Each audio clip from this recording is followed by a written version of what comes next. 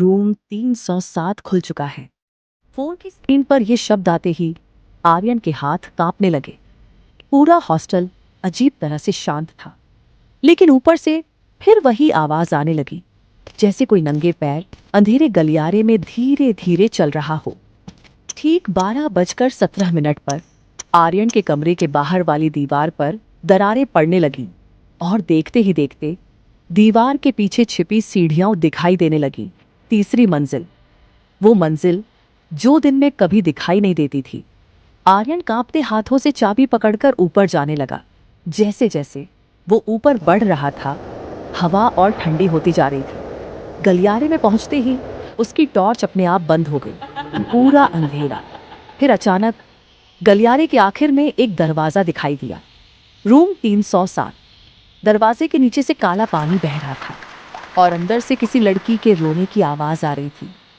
आर्यन धीरे धीरे दरवाजे के पास गया। तभी उसके कान के पास किसी ने फुसफुसाया, मत खोलो।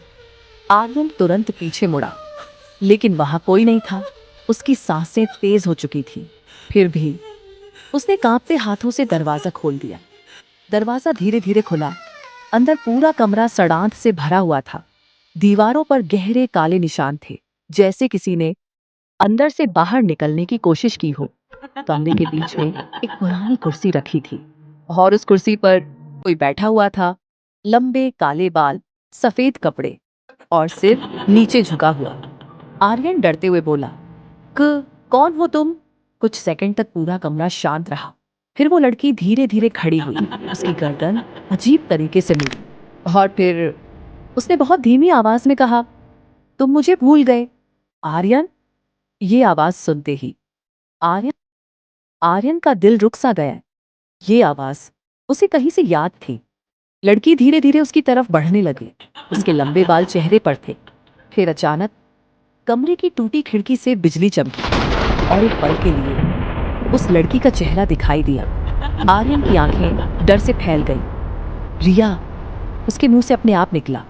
रिया, वही लड़की जो कई साल पहले अचानक गायब हो गई थी, जिसके बारे में आज तक किसी को कुछ पता नहीं चला।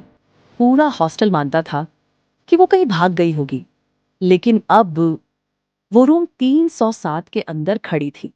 रिया धीरे धीरे मुस्कुराई, लेकिन उसकी मुस्कान बिल्कुल इंसानों जैसी नहीं थी।